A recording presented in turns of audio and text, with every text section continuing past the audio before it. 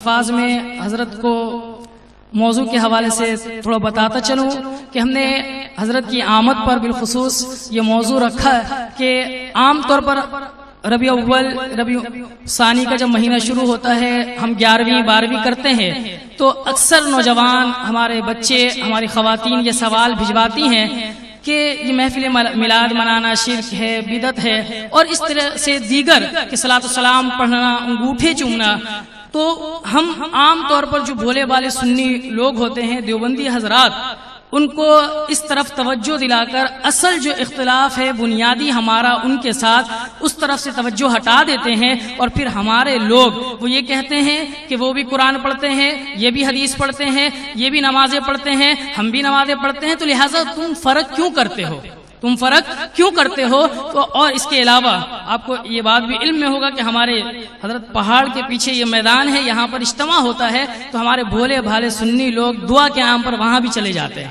تو لہٰذا جب آپ کو یہ معلوم ہوگا کہ ہمارا بنیادی اختلاف کس وجہ سے ہے تو انشاءاللہ العزیز پھر آپ یہ جو محفل میلاد کی سوال کرتے ہیں صلاۃ السلام انگوٹھے چومنا حی علی الصلاۃ حی علی الفلاح پر کھڑا ہونا وہ سارے کے سارے پیچھے رہ جائیں گے کیونکہ پھر سامنے والے کو اپنا ایمان ثابت کرنا نہایت ہی مشکل ہو جائے گا. تو حضرت اسی عنوان پر انشاءاللہ العزیز آپ کے سامنے خطاب فرمائیں گے. اب میں بلا تاخیر ان کو خطاب کی دعوت دیتا ہوں. آپ تمام حضرات کھڑے ہو کر پرجوش نعروں کے ساتھ حضرت کا جو ہے استقبال کیجیے گا. نعرہ تکبیر، نعرہ تکبیر، نعرہ رسالت، نعرہ رسالت. خطیب پاکستان، خطیب پاکستان حضرت علامہ مولانا ڈاکٹر کوکب نورانی اوکاڑوی دامت برکاتہم العالیہ.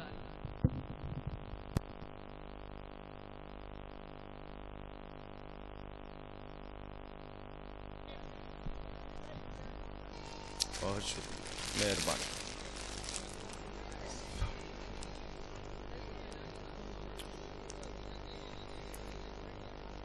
الحمد للہ، الحمد للہ رب العالمین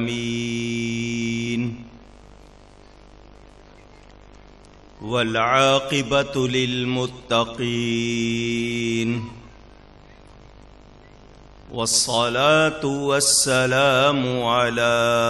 رسوله سید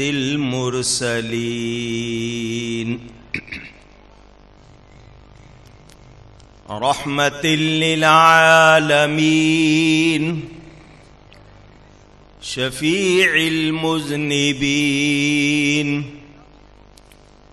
سید الاولین والآخرین سیدنا و مولانا محمد رسول رب العالمین وعلى آله وصحبه